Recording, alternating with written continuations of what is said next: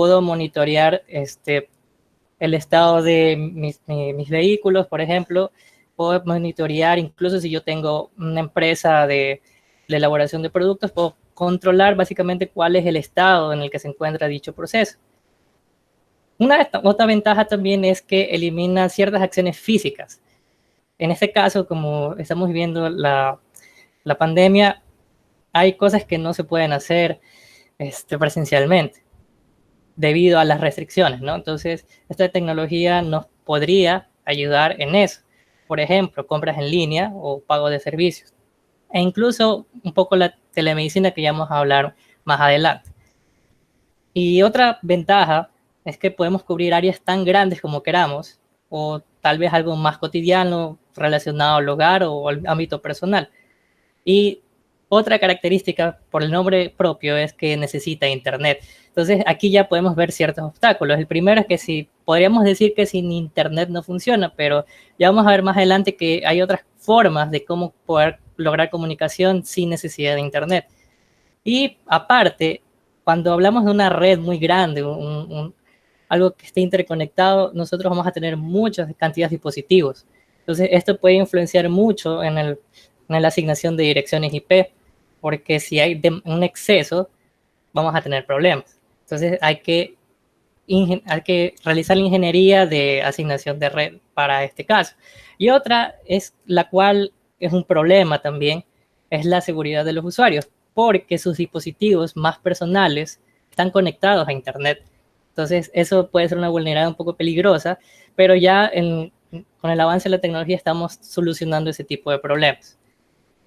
Una aplicación, voy a empezar por la más común, es el uso de relojes inteligentes. Por ejemplo, hay relojes que utilizan sensores de pulso cardíaco, temperatura, y miden la cantidad de pasos que da una persona. Entonces, estos dispositivos se pueden conectar a un teléfono y por medio de una aplicación pueden transformar esa data, que quizás no por ella sola no dice mucho, y la transforma en información sobre esa persona. Y esa persona puede estar al tanto sobre su salud, sobre cuánto ha caminado y sobre otro tipo de factores que le ayudan, en este caso, con un objeto personal, porque un reloj es algo que se puede tener en la mano, al alcance, y si lo combinamos con tecnología nos puede dar ciertas ventajas. Otra, quizás un poco más cercana, es la domótica, y el cual consiste en automatizar hogares y también monitorear su integridad. ¿A qué me refiero con esto?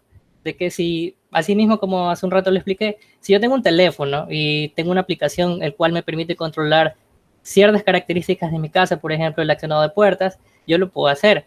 Y realmente vamos a ver aquí que el hardware necesario para esto quizás no sea tan complejo. Y un ejemplo un poco más complejo son las ciudades inteligentes, las cuales, como su nombre lo dice, abarcan ciudades, y hay una tarea de ingeniería en la telecomunicación para lograr comunicación entre dispositivos. Este tipo de proyectos realmente requiere una red heterogénea de equipos. Es decir, voy a tener diferentes tipos de equipos, computadoras, dispositivos personales, y requieren una adaptación para poder comunicarse. Y las ventajas que nos da esto pueden ser tanto en la movilidad, porque podemos ver las zonas de tráfico en tiempo real y tomar decisiones con respecto a eso.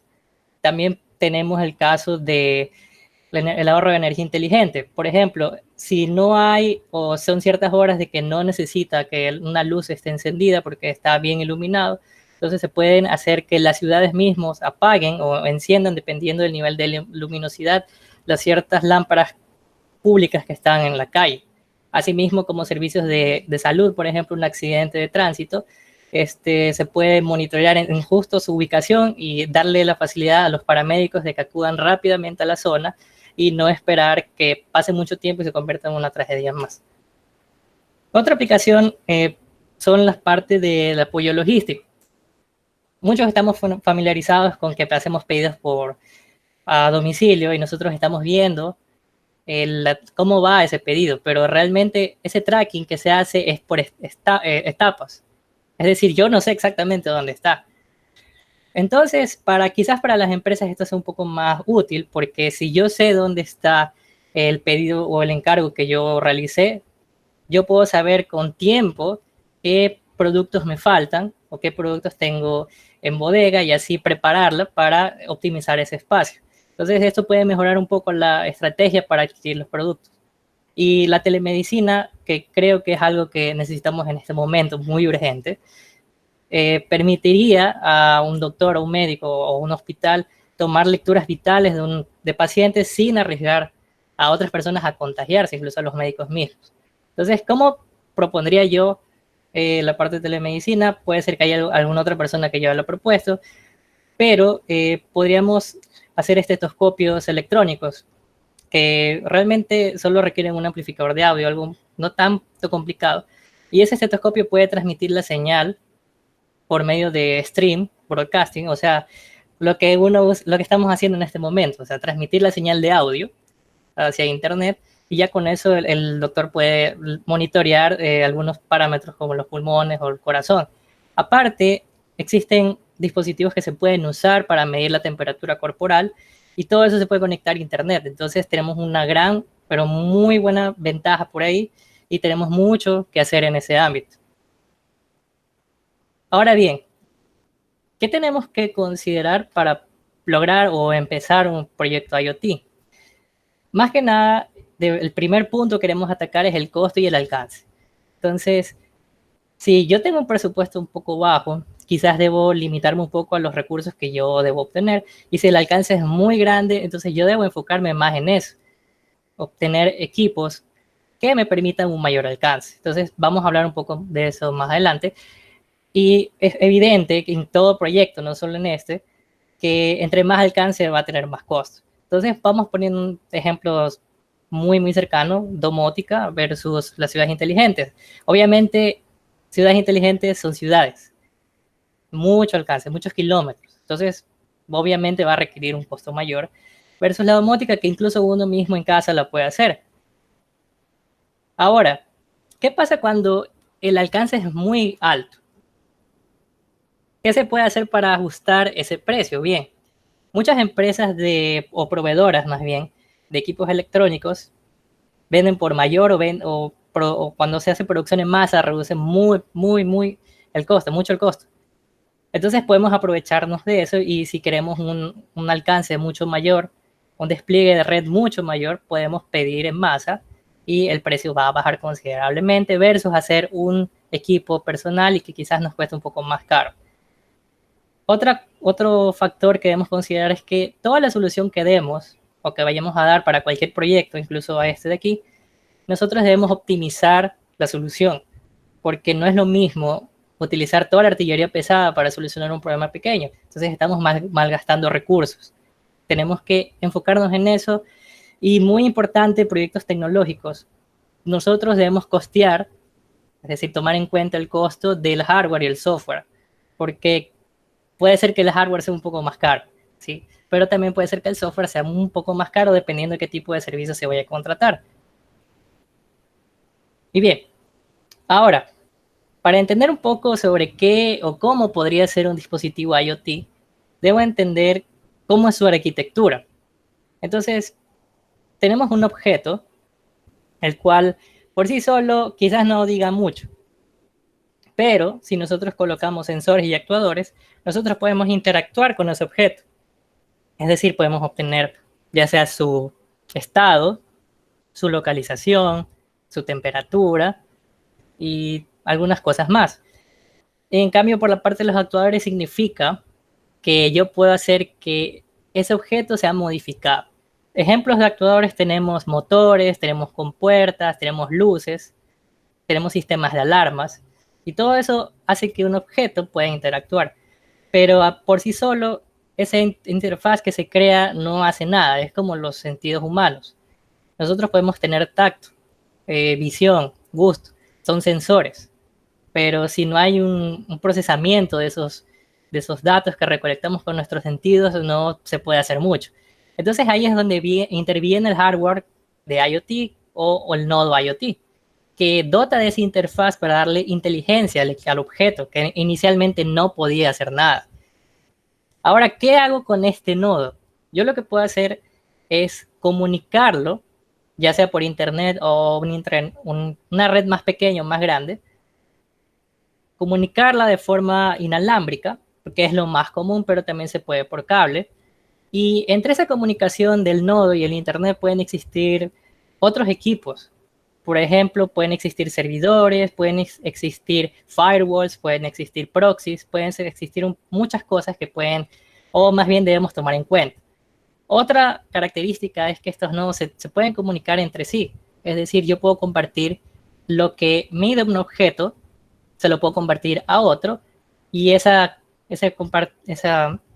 comunicación yo la puedo incluso enviar a otro servidor o a otro lado para que se procese, se analice y pueda interactuar con otro objeto. Entonces, este es un ambiente, como ya lo había especificado hace un rato. Pero, ¿qué pasa cuando entramos hacia el nodo IoT? ¿Qué es lo que tiene? ¿Qué es lo que le hace hacer que los objetos sean inteligentes? Primero, necesitamos un módulo de control. Este puede ser cualquier cosa que nos permita programarlo y tener acceso a las diferentes interfaces que están en este gráfico. Por ejemplo, el módulo de energía. El módulo de energía es lo que le da la potencia, la corriente y el voltaje a ese módulo de control para que pueda funcionar. Es lo que pasa con ciertos equipos que cuando se le gasta la pila, obviamente no van a funcionar y tampoco vamos a esperar de que nuestro módulo de control funcione sin un correcto módulo de energía.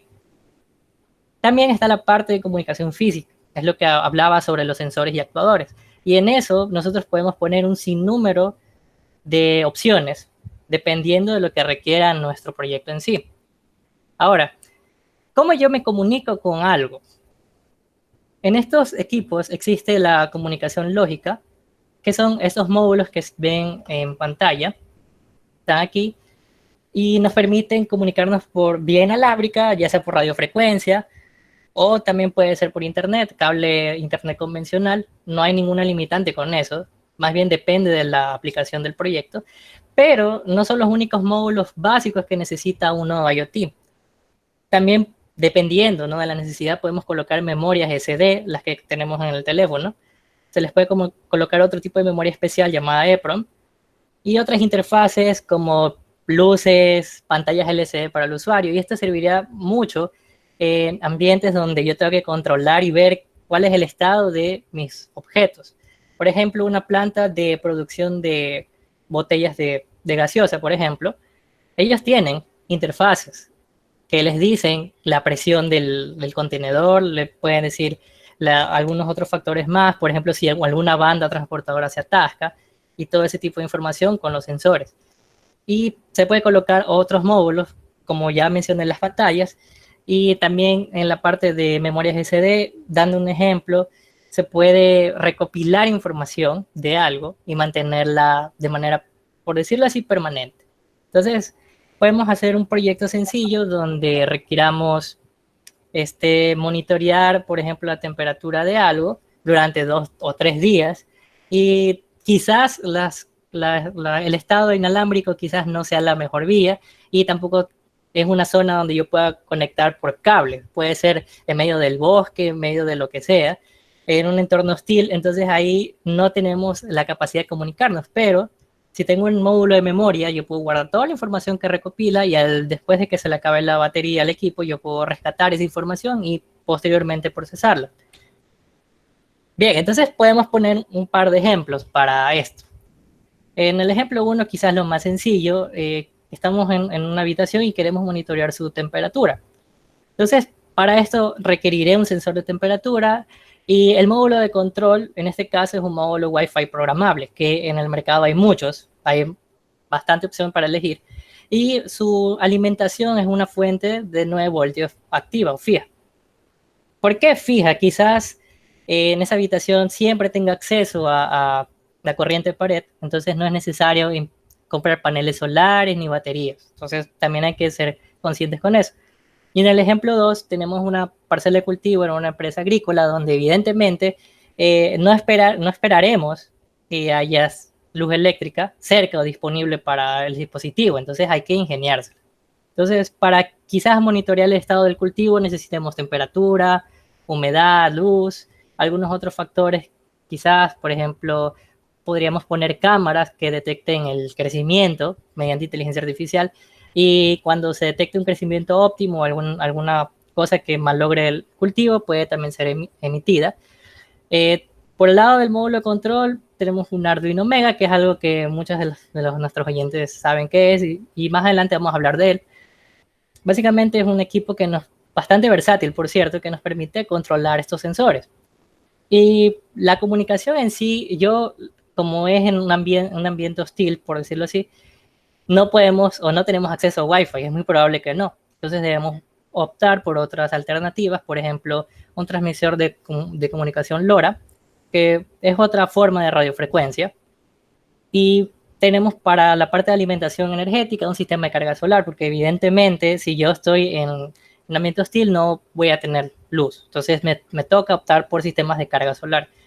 Aparte, ese sistema que acabo de proponer aquí podría tener actuadores de sistemas de riego. Es decir, si yo veo que el sensor de humedad me está marcando un parámetro no correcto, puedo hacer que se active el sistema de riego.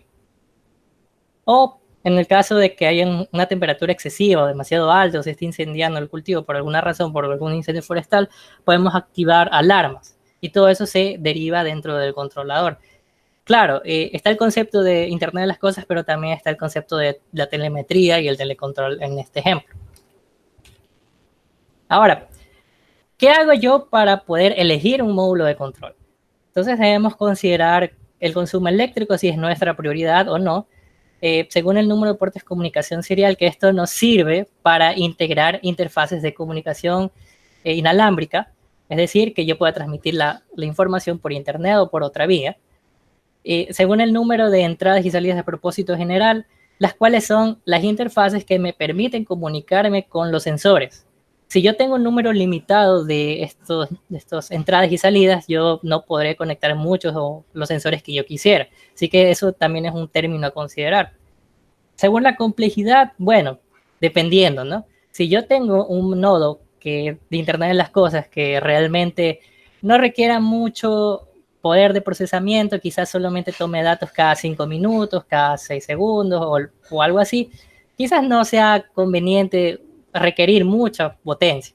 Pero si yo quisiera tener un nodo IoT que me permita reconocimiento facial, de imágenes, de sonido, de voz, todo eso que involucre un poco de inteligencia artificial con minería de datos tal vez, nosotros o no podemos usar poca capacidad, necesitamos algo más. Incluso necesitamos integrar otros lenguajes de programación. Entonces, eso también es un punto a considerar para elegir un módulo de control. Y otra es el presupuesto. Entonces, también debemos limitarnos, como ya lo había mencionado al inicio. ¿Cuáles opciones tengo? Bien, las principales. Microcontrolador y microprocesador. ¿Cuál es la diferencia entre ambos? Porque la palabra como que suena un poco similar, ¿no? Bueno, la diferencia es que el microcontrolador es la CPU, es decir, la capacidad de procesar y ser programado y computar cálculos dentro del mismo chip. Tiene la RAM, que me permite instanciar valores, es decir, yo puedo capturar la temperatura y guardarla en la memoria de ese chip, solo del chip. Y la ROM, que básicamente me permite mantener el programa que yo le puse. Es decir, que si mi microcontrolador no tuviera ROM, si yo lo apago, todo lo que yo le programé se va a ir. Entonces tenemos esa ventaja de la CPU, la RAM y la ROM integrada. El procesamiento de un microcontrolador no es muy alto, está entre 8 y 50 MHz, que realmente si lo comparamos con los microprocesadores es básicamente nada, pero tampoco es que no sea inútil, porque realmente si queremos aplicaciones muy sencillas y de quizás no tan rápido tiempo de respuesta, podemos optar por esto. Y el microcontrolador tiene la característica de que al ser quizás un poco menos potente, es un poco más compacto. En cuanto a su contraparte, el microprocesador solo tiene CPU. Y no sé si se han percatado, pero en las computadoras, si yo solo instalo el procesador, porque las computadoras tienen uno de estos, si no, solo le instalo este y no le doto de una RAM, de un disco duro, la computadora no va a aprender porque no tiene la capacidad de iniciarse. Él solo puede calcular cosas.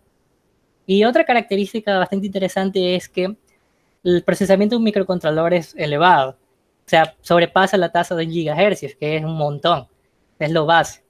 Y por ser de tanta potencia, ocupa un poco más de espacio y quizás no nos sirva para ciertos proyectos. Y algo importante que hay que aclarar es que ambos sistemas requieren una señal de reloj. ¿Qué es esto? O sea, es una señal digital que tiene periodos de oscilación tal vez de gigahercios o de ciertos minutos que me permite controlar la actividad de ese equipo. Si yo tuviera un reloj de un segundo, cada uno de estos controladores haría una acción cada un segundo. Entonces, también tenemos que considerar esa parte. En ambos tienen esa opción. Ahora, ¿qué pasa cuando yo considero el consumo energético?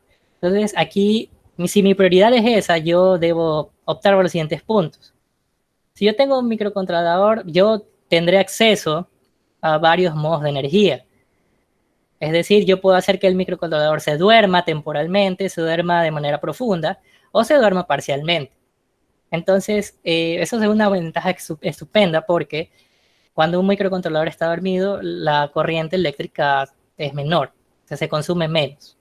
El microprocesador quizás no tenga la misma capacidad, aunque sí la tienen, pero no en esa forma, no se duermen tan de manera profunda. Un microcontrolador no necesita nada más que su señal de reloj.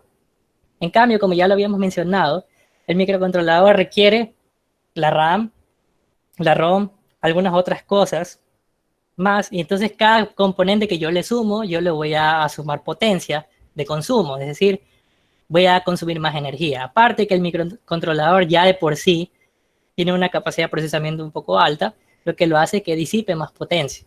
Y eso se ve reflejado en el calor que disipa y por tanto consume más energía. Y en esta parte, si mi prioridad sería considerar uno de estos, debería optar por el microcontrolador que me facilita un poco el trabajo.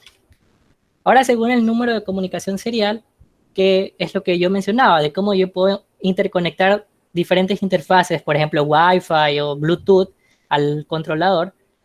Y esto realmente es una prioridad, porque si mi equipo quizás solo tenga Wi-Fi o requiera Bluetooth nada más, quizás debería optar por un microcontrolador que tenga un solo puerto de comunicación serial. Pero si mi equipo cada vez es más complejo, requiero más dispositivos de interconectados, quizás debería optar por más puertos seriales. Y los microcontroladores tienen una gran variedad para ese uso. Los microprocesadores sí, pero requieren a veces hardware especial. Un módulo que se llama UART que me permite conectarlo de manera serial, es decir, comunicarme por ceros y unos en serie. Y realmente eso creo que es una desventaja, porque si el microcontrolador ya tiene los puertos, no necesito instalar hardware adicional para eso. Específicamente en los microcontroladores con este tema, es que existe mucha variedad. Por ejemplo, hay microcontroladores que tienen uno, dos o tres, hasta cuatro puertos seriales y ya dependiendo de eso lo voy a elegir. Y aparte que es más sencillo de usar. Entonces, también si nosotros quisiéramos priorizar eso, deberíamos elegir el microcontrolador. Ahora, según el número de entradas y salidas de propósito general, o GPIO, que es, como decía, era para conectar sensores, nosotros aquí tenemos un gran pero. Aquí va a depender mucho de lo que nosotros vayamos a hacer. Entonces aquí tengo dos contrincantes muy famosos, por ejemplo la Raspberry Pi y el Arduino Uno. La Raspberry es un microcontrolador, pero un microprocesador. Y la desventaja que podría tener es que la Raspberry no tiene comunicación analógica, es decir, yo no puedo conectar directamente un sensor de temperatura que me arroja datos de manera analógica, es decir, continuos en el tiempo. No podría, porque no tengo ese adaptador. Entonces yo tendría que arreglármelas para que esa señal analógica se convierta en digital. El pro de la Raspberry es que tiene muchos pines digitales a las cuales yo puedo acceder y me permitiría conectar una gran cantidad de sensores. En cambio, el Arduino Uno quizás es un poco más sencillo de usar. Tiene entradas analógicas y entradas digitales. Quizás no muchas como la Raspberry, pero tiene algunas de las que me podrían estar sirviendo para uno, dos o tres o más sensores. Y quizás sea un poco más compacto que la Raspberry. Aparte, la Raspberry se le tiene que, casi que por obligación, instalar un sistema operativo y eso requiere una pantalla, requiere energía permanente tal vez. Entonces, es un poco más complejo. Entonces, en cuanto a tema de sensores, de cuántos puedo conectar, realmente va a depender mucho de la aplicación, como ya lo habíamos comentado. Ahora, según la complejidad, bueno, si yo tengo tareas sencillas, tareas pequeñas que no requieran mucho procesamiento, yo debería optar por el microcontrolador. Pero como ya lo había mencionado, hay tareas que requieren hacer multitasking. Significa que yo tengo que hacer varias cosas al mismo tiempo. Es decir, si yo estoy controlando de manera muy precisa la temperatura o la presión de algo y es muy crítico de que yo lo mantenga al control, quizás deba tener un activador que me permita regular esa medida. Entonces debería hacerse al mismo tiempo y no esperar que primero mida y luego actúe. Debería actuar al mismo tiempo. Entonces, eso se conoce como multitasking. Los microcontroladores sí pueden hacerlo, pero quizás es un poco menos eficiente porque al hacer eso obliga al microcontrolador a consumir recursos de más que podría usar para otras cosas. Aparte que el microcontrolador no tiene mucha capacidad, entonces ya por ahí vemos un poco limitado ese aspecto. Y para ese tipo de necesidades donde yo requiera integrar inteligencias artificiales, integrar multitasking, integrar incluso sistemas operativos, bases de datos, aplicaciones web, yo no voy a poder usar un microcontrolador, va a ser muy complicado. Así que mejor me opto por el procesador. Ahora, según el presupuesto, esta es regla, los microcontroladores son mucho más baratos que un microprocesador.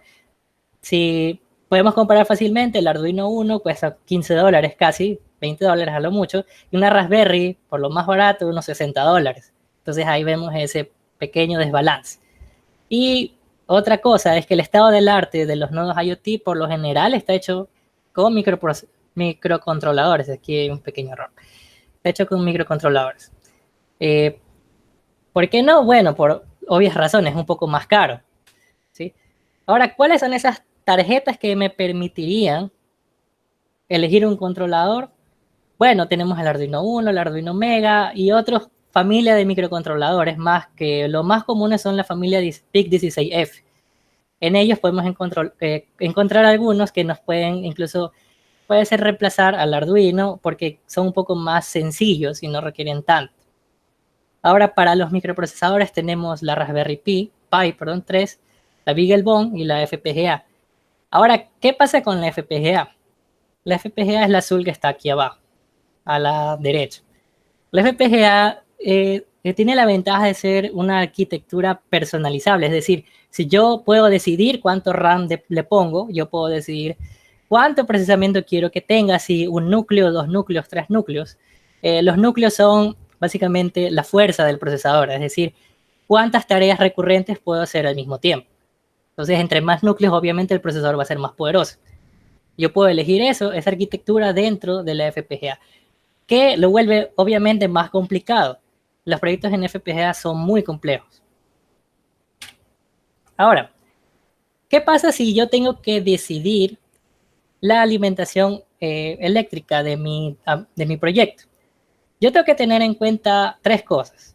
Si la alimentación eléctrica está garantizada, es decir, siempre voy a tener acceso a la red eléctrica y no voy a mover mi dispositivo a ninguna parte, tengo alimentación garantizada, yo puedo hacer una conexión directa con la corriente de pared.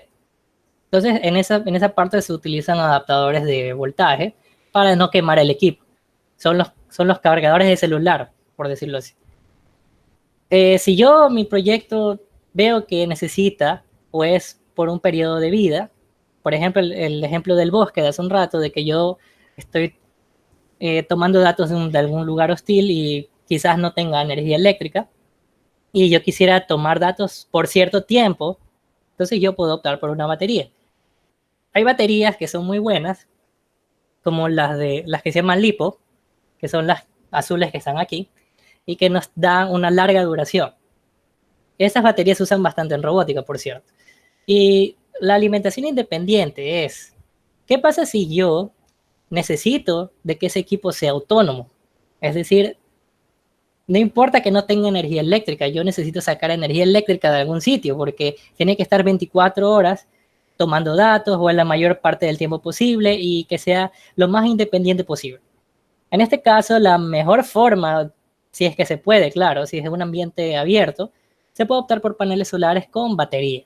Entonces, el panel solar lo que hace es cargar la batería durante el día y en la noche, cuando no hay sol, la batería empieza a actuar, lo que hace un ciclo y así el equipo se mantiene permanentemente conectado.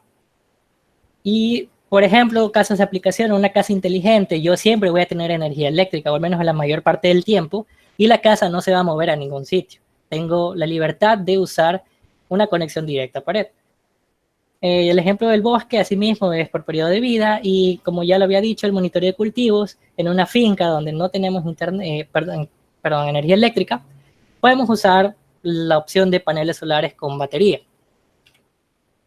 Ahora, ¿qué pasa con la comunicación inalámbrica? Y este es un punto bastante importante dentro del IoT. Bueno, la tecnología que yo use va a tener ciertas características que lo hagan mejor para hacer unas cosas y peor para otras cosas. Entonces, básicamente dependen de mi alcance y de la topología de red que yo quiero emplear. Entonces, en este caso vemos un access point que probablemente esté en una casa y está conectado a un detector de humos y un refrigerador. Entonces, al estar en una casa, es muy probable que yo tenga acceso a Internet y que el rango de cobertura de que yo necesite no supere los 10 metros. Entonces, en ese caso, yo puedo elegir Wi-Fi. ¿Sí? Entonces, otra característica del IoT es que si yo voy a desplegar equipos que se conecten a Internet, alguno de ellos debería emitir la información. Quizás no todos porque se puede saturar la comunicación, se puede saturar el canal. Quizás puedo designar a un equipo en específico para que transmita la información a Internet y los otros sean encargados de enviarle su información a ese equipo. Entonces, es obligación que si es Internet las cosas, entonces tenemos que usar alguna interfaz de red, ya sea por Ethernet o por Wi-Fi. Y el alcance, como ya lo había mencionado, del Wi-Fi son 10 metros, así que cualquier elemento que esté en ese alcance podría usar Wi-Fi. Ahora, si existe en mi red, por ejemplo, en este ejemplo del detector de humo y la refrigeradora, y yo tengo, por ejemplo, un sensor de movimiento que esté a 8 metros del sensor de humo, quizás no puedo usar Wi-Fi porque está muy lejos del access point. Entonces yo tendría que arreglármelas para que lo que detecte el sensor de movimiento sea transmitido hacia Internet. Entonces aquí podemos considerar las siguientes opciones. Si esa distancia cubre hasta 10 metros, 15 metros, podemos usar Bluetooth tranquilamente. Pero el Bluetooth, al ser una forma de comunicación un poco pesada, porque realmente ocurren muchos procesos de comunicación entre el dispositivo para que lo asocie. No sé si se han dado cuenta de que cuando quieren encontrar un dispositivo Bluetooth se demora mucho. Es por eso, porque toma su tiempo. Se conoce como salto de frecuencia, esa detección del otro equipo. Entonces, quizás para más de 10 metros no debería usar Bluetooth. Ahora, ¿qué pasa si tengo hasta 100 metros de cobertura? Bueno, existen tecnologías que se llaman Zigbee o Sigfox, que tienen un alcance bastante bueno con obstáculos y me permite comunicarme a grandes distancias, porque con línea de vista yo podría tener Zigbee con 1 kilómetro de distancia. Ahora con el kilómetro, si yo tengo una cobertura de 1 kilómetro, puedo usar LoRa, Zigbee o Sigfox. El problema con Sigfox es que es pagado. Es decir, nosotros tenemos que pagar por la cobertura de Sigfox y registrarnos en su página y que evidentemente tengamos acceso a él. Entonces es como que quizás no es hardware libre y podríamos optar por Zigbee o por LoRa. Ahora, ¿qué pasa cuando el alcance es mucho mayor? Ya estamos hablando de 5 kilómetros. Podríamos usar LoRa o Sigfox. ¿Para qué yo quisiera tener dispositivos conectados hasta 1 kilómetro? Bueno, ahí entran ciudades inteligentes, entran quizás fincas de cultivos, de camarón, de agricultura en general, o puede ser plantas, complejos de plantas muy grandes, ¿sí? Que estén separados cierta distancia y requieran compartir información. Lo puedo hacer mediante estas tecnologías. Voy a profundizar más en esto, pero la otra charla que viene a continuación lo cata más a profundidad. Ahora, ¿qué otra cosa debo tomar en cuenta a la hora de elegir la comunicación inalámbrica? ¿Qué es lo más frecuente para IoT? Bien, muchos factores físicos hacen que la comunicación se vea mermada de maneras tan altas de que se puede tener interferencia a poca distancia. Entre ellas está la más común, que se llama pérdida de recorrido, el cual me dice que a mayor distancia yo voy a tener mayor pérdida de potencia, pero eso se ve influenciado en la tasa de transmisión que tiene la interfaz de comunicación. Ejemplo, en esta gráfica podemos ver que hay una transmisión de 2400 MHz versus una de 5300.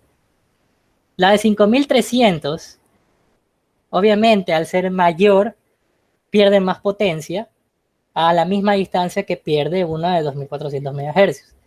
Y esa es la razón de por qué el Wi-Fi no cubre tanta señal, porque la tasa de transmisión del Wi-Fi está entre unos 2400 GHz.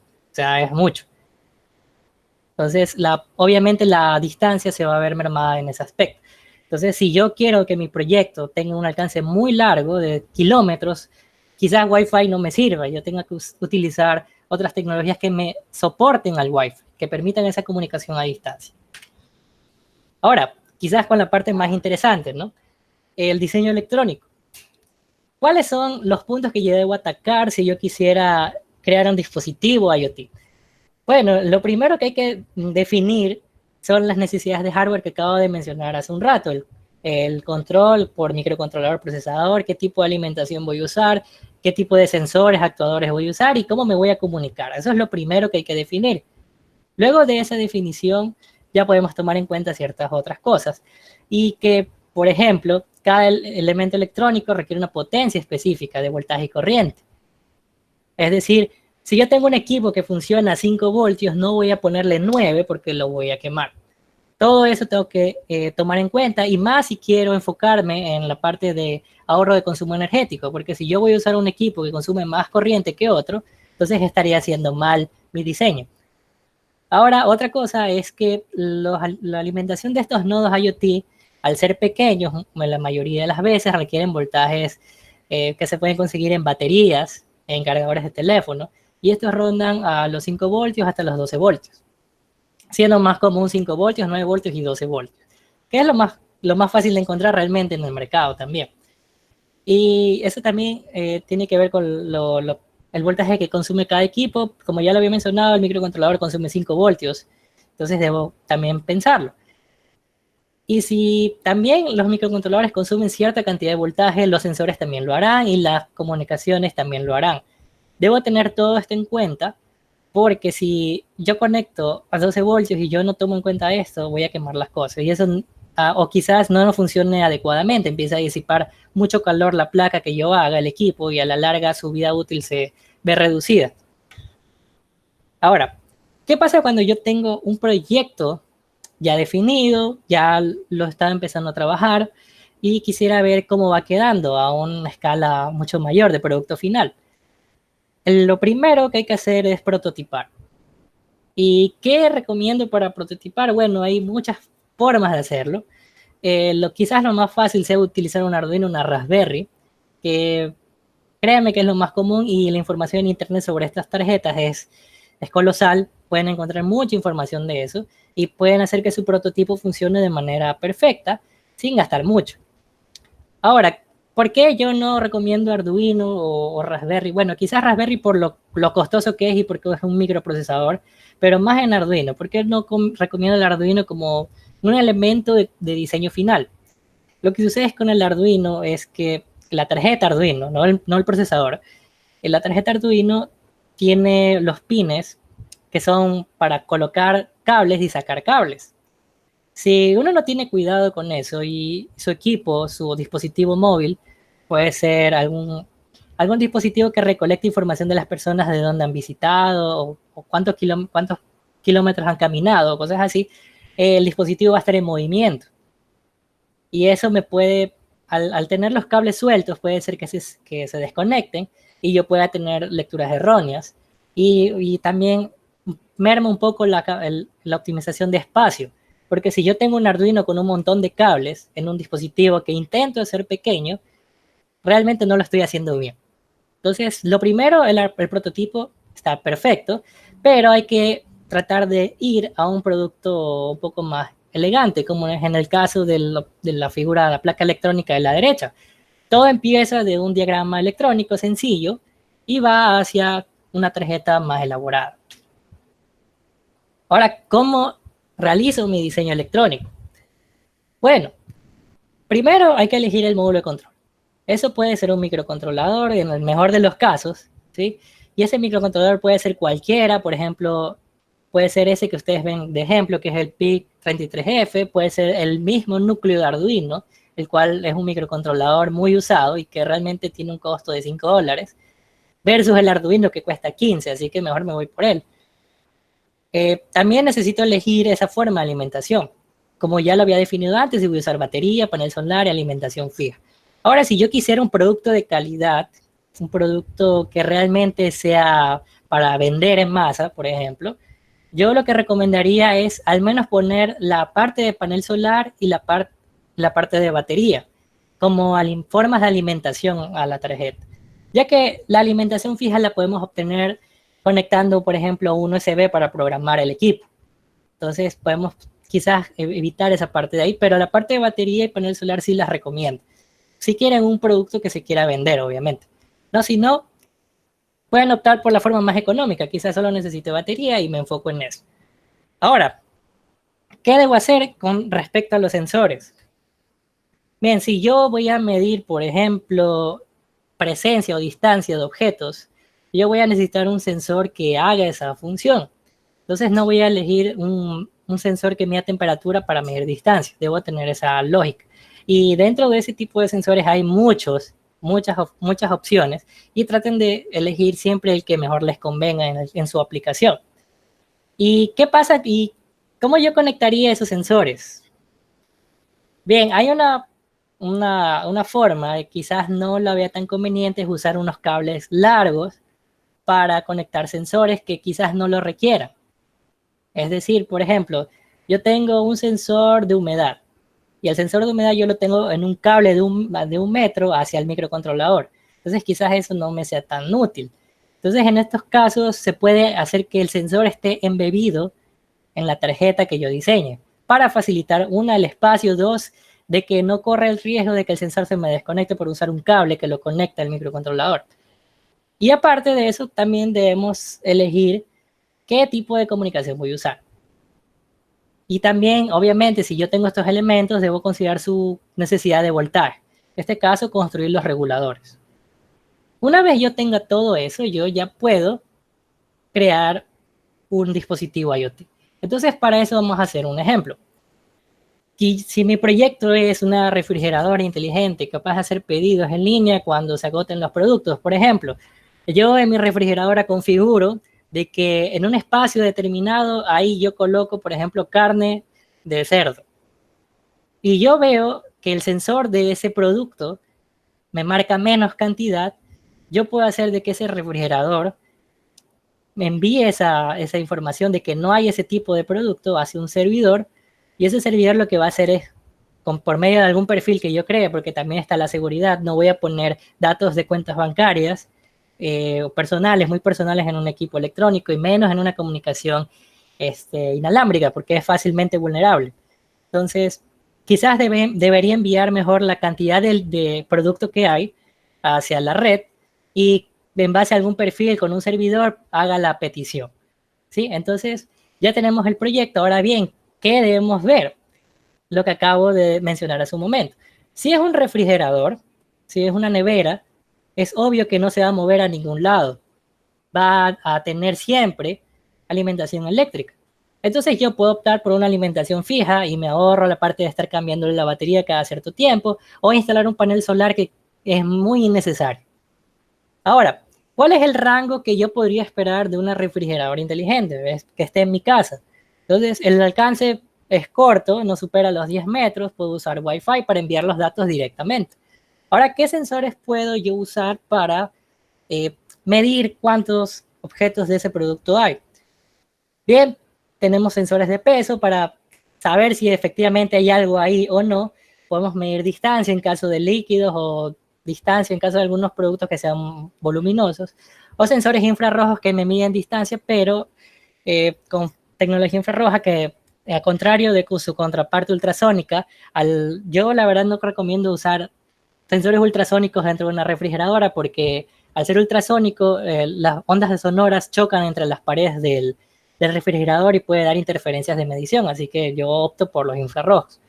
Y todos estos sensores me van a detectar la presencia o ausencia de objetos. Y ya con eso, aparte de la localización, yo puedo saber qué producto falta y saber si hay o no hay. Y para eso quizás no necesite tanta potencia de procesamiento, así que me voy por un microcontrolador de la familia 16F. Y algunas observaciones, yo viendo mi diseño, veo, investigo y me doy cuenta que el PIC 16F requiere 5 voltios. El módulo Wi-Fi que compré requiere 3.3 voltios y otros sensores quizás 5. ¿Y qué voy a necesitar? Si los otros sensores consumen 5 voltios y los microcontroladores consumen 5 voltios, yo requiero un regulador de 5 voltios. Y si requiero por obligación un módulo Wi-Fi que consume 3.3, también voy a necesitar un módulo de 3.3 voltios. Entonces ya con eso ya tengo todos los elementos para construir el dispositivo IoT. Y así quedaría su diagrama. Tenemos la alimentación, yo elegí 12 voltios, puede ser 9 voltios, quizás eso no importa mucho, porque se va a regular de 5 voltios y a 3.3 voltios. Y eso me va a permitir conectar los sensores y conectar el módulo de control y conectar la interfaz de comunicación. Entonces, los sensores se conectan al microcontrolador por medio de sus entradas de propósito general, ¿sí? Y el módulo Wi-Fi se conecta por su serial, sus módulos de comunicación serial que yo debía haber investigado previamente si el PIC 16F tiene esos puertos y si los tiene. Entonces me conviene. Ahora, una vez que yo tenga la electrónica de todo esto, quizás no me sea de mucho uso, porque si no tiene un programa, no va a hacer nada. Entonces, yo debería cargarle al programador, al PIC, un programa que sea capaz de tomar la información de los sensores de la refrigeradora, mediante comandos de programación, decidir si me falta o no me falta producto. Y una vez que yo tome la decisión, yo enviaré esa data, esa información, por medio del módulo de comunicación correspondiente, en este caso es Wi-Fi. Como es una comunicación Internet, realmente podemos usar cualquier cosa, entre sockets, podemos usar mensajes HTTP directos, e incluso podemos utilizar texto plano, como un JSON o algún XML. La desventaja que yo la veo con el JSON es que requiere muchos caracteres para enviar, y algo que quizás les mencionen en la siguiente charla es que la cantidad de mensajes que uno envíe por internet, por medio inalámbrico, es preciada. Si yo envío mucha información, mucho texto por una interfaz de comunicación inalámbrica, puede ser de que se corrompa al llegar al receptor. Entonces, es muy recomendable emitir mensajes cortos para que se puedan transmitir con la menor tasa de error posible. Y aparte de que si yo quisiera enfocarme en el consumo energético, yo debería optar porque el módulo de comunicación consuma la menor cantidad de energía posible, así que optaría por mensajes cortos. Y bien, ¿cómo quedaría un producto final? Bien, para diseñar placas electrónicas tenemos algunas alternativas.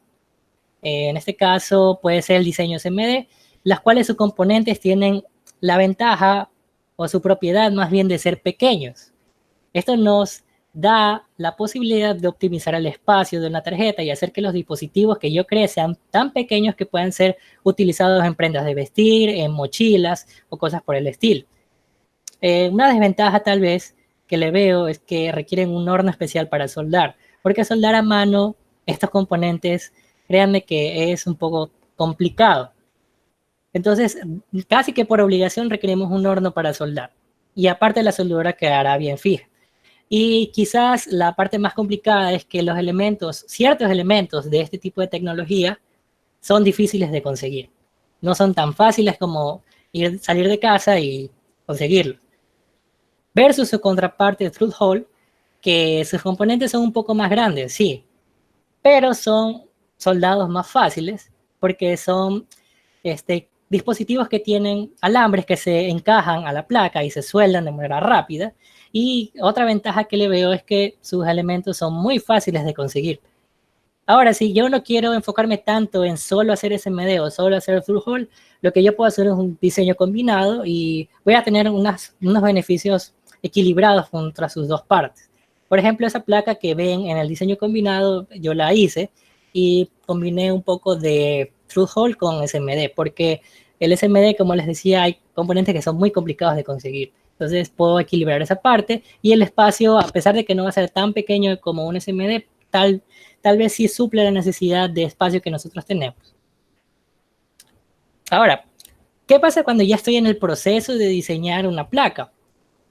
Nosotros tenemos que tener en cuenta algunas reglas y esas reglas no son por estética o por cosas así, son por funcionamiento. Una de esas son las de trazar conexiones entre componentes que no tengan 45 grados entre ellos. Es decir, 45 grados está bien, quizás 60 por ahí, variando un poco quizás no afecte, pero ya 90 produce un efecto que se llama efecto antena, lo cual ocasiona que se genere como una interferencia en la placa. Entonces esto va a ser un problema si tenemos módulos de comunicaciones y evidentemente no queremos eso. Aparte de que al hacer caminos de 45 grados entre componentes, nosotros optimizamos el espacio. Ven que la parte del 90 ocupa mucho espacio versus a la de 45. Otra cosa muy importante es crear zonas de cobre. Estas zonas de cobre me permiten disipar la corriente, pero disipar el calor que puede generar la placa y me permite reducir la impedancia, es decir, la resistencia de la placa. Y hace que todo sea mejor porque consume menos corriente. Y encima es más seguro electrónicamente. Y otra parte que recomiendo es separar las partes de control digital, de control analógico y de control de potencia en una placa, tenerlas separadas o aisladas de lo mejor posible, porque si yo coloco mal una señal analógica que pasa sobre una digital, yo puedo contaminarla y hacer que la señal digital detecte picos que no debería detectar. Entonces, todas esas cosas, esos criterios, están en el link de abajo que lo voy a poner a continuación en el chat para que ustedes puedan revisar, porque son algunas normas y no solo va en esto, pero estas son las más importantes. Ahora, ¿qué software yo puedo usar para diseñar esas placas? Bueno, tenemos algunas opciones, por ejemplo, Eagle Autodesk, tenemos Proteus, Altium y Sierra, que es una herramienta online, y lo mejor de todo es que es gratis, las otras herramientas no, son pagadas, pero alguna ventaja que yo veo sobre Sierra es que te permite pedir la placa ya fabricada en esa misma aplicación. Entonces, esa es una ventaja bastante grande. Bien, entonces podemos pasar al bloque de preguntas.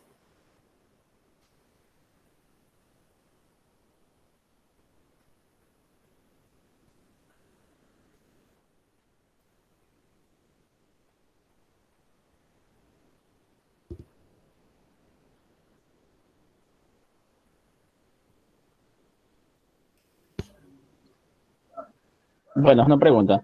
Sí.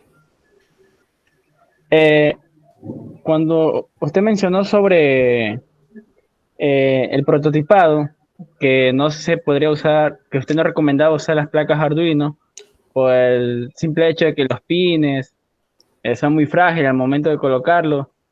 Si yo quiero trabajar con esa placa, yo podría no solo sacar el microcontrolador que lleva, porque Exacto, la placa en sí, porque la placa en sí tiene un quemador incluido ahí. Así que yo lo que podría hacer es crear otra placa para que con los pines se ajuste de una manera más fuerte, por decirlo así, al momento de diseñar mi arquitectura. exacto. De hecho, justamente tenía preparado un ejemplo para este caso, esa pregunta específica. Voy a presentarles un proyecto que yo hice. Básicamente es eso, es tomar el controlador del Arduino Mega, es este de aquí. Dice, por si acaso sí se ve la pantalla, ¿sí? Sí, sí. Ok, tomé el controlador y lo único que hice fue ponerle un módulo de comunicación, que es este de aquí, ponerle los adaptadores de voltaje, ponerle ciertas cosas que me permiten hacer el trabajo de esta placa. Es decir, yo no conseguí el Arduino Mega, yo conseguí el procesador del Arduino Mega. Entonces, a este Arduino Mega se lo puede programar como un Arduino normal y tengo la ventaja de que quizás es más barato que el Arduino Mega, porque este controlador me costó $10 versus el Arduino Mega que está costando 20 o $30. Y el resultado final que uno debería esperar es este. Entonces aquí vemos el procesador del Arduino Mega. yo lo embebí. Pero para eso obviamente yo debí primero prototipar con Arduino Mega para estar seguro de que me va a funcionar, porque una vez soldado esto ya no hay vuelta atrás. Entonces esto es un poco delicado. Ah, ya, o sea que tranquilamente, digamos que yo quiero trabajar con Arduino uno, pero yo no quiero usar la placa en sí porque por, por ciertos tipos de condiciones, por el hecho de que es muy frágil los pines. Exacto. Al inicio la quemo, o sea, al inicio guardo la información y luego saco el microcontrolador y lo agrego en un sistema como el que usted acaba de crear y tranquilamente me trabajaría bien, ¿verdad? Sí, perfecto.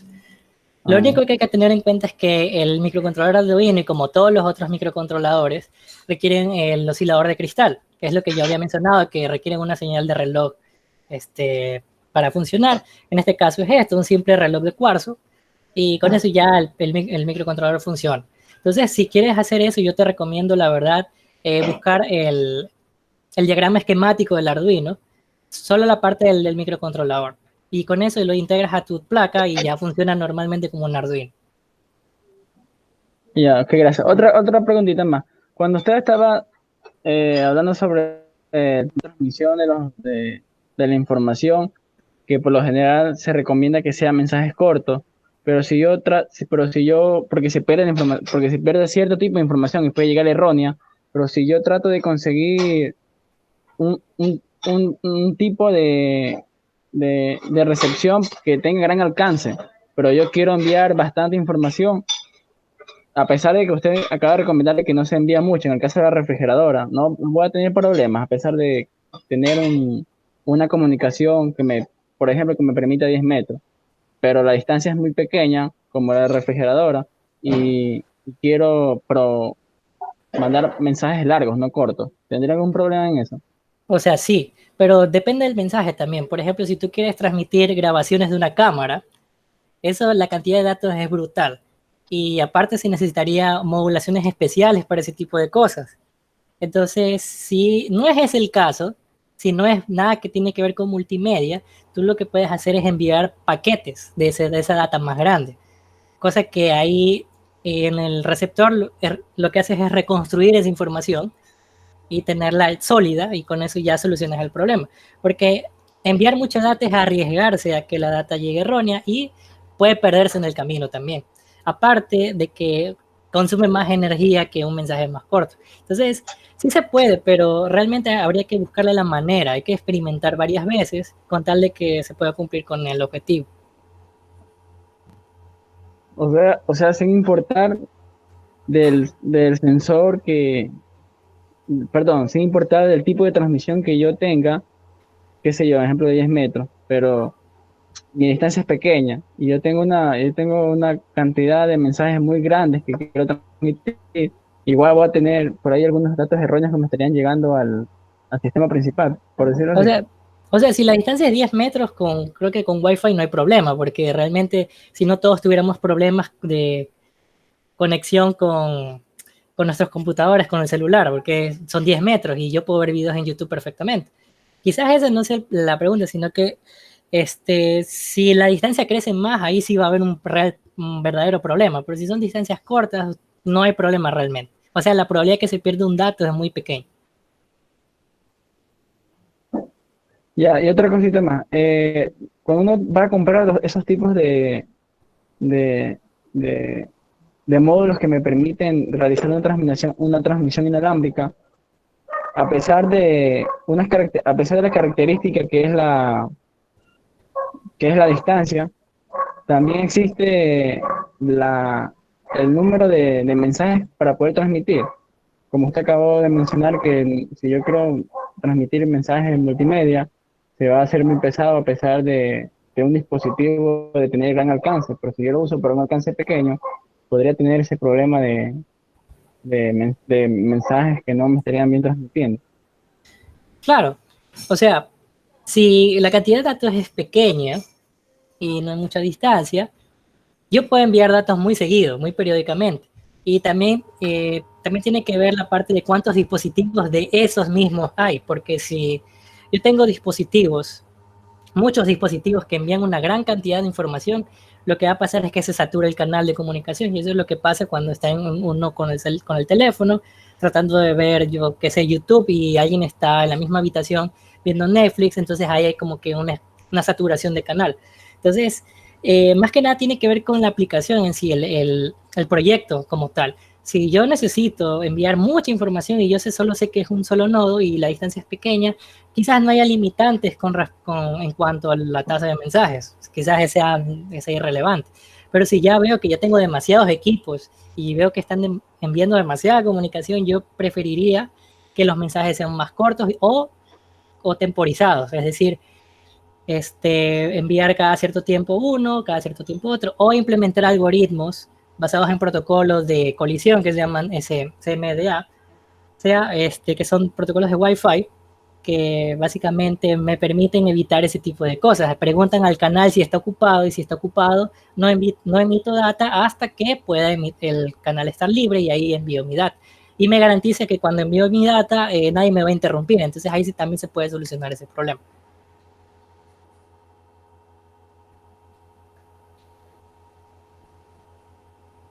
Ok, muchas gracias. Ya, de nada.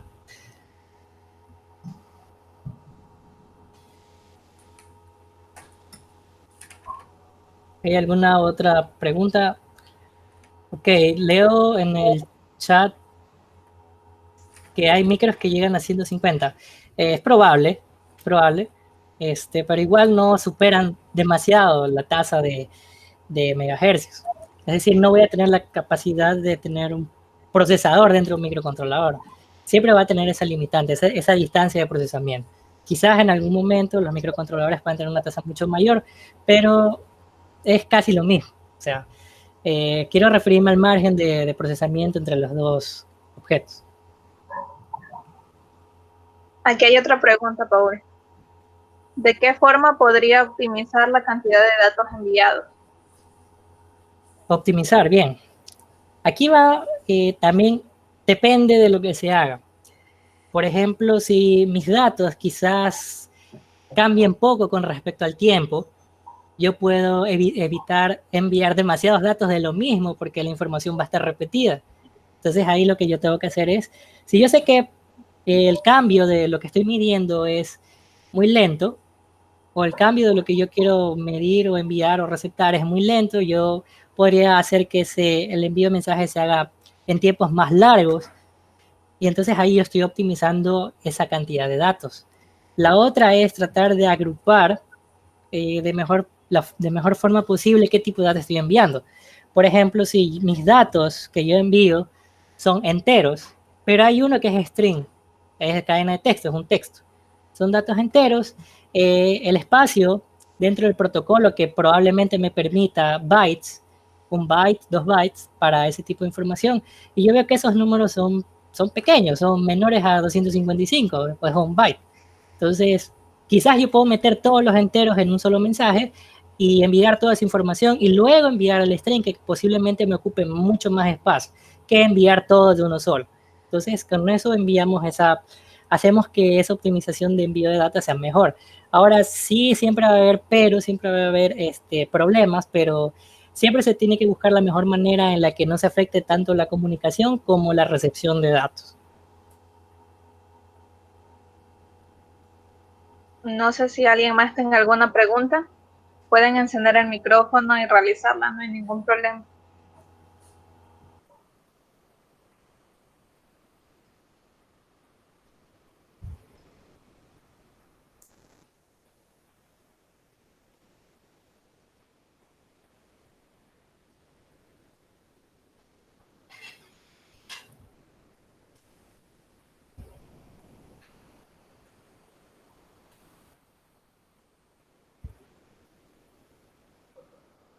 Parece que no hay más preguntas. Bien, si de casualidad me quisieran contactar, dejo mis cuentas y me pueden enviar alguna otra pregunta. Si no quieren hacerlo en este momento, me pueden enviar la pregunta por correo o alguna de estas redes, ¿no? Con todo, muchas gracias por asistir y por tomarse el tiempo de escuchar. Le lo agradezco bastante. Agradecemos la intervención del ingeniero Paul Sánchez. Procederemos a tener 5 minutos de receso para continuar con la siguiente charla.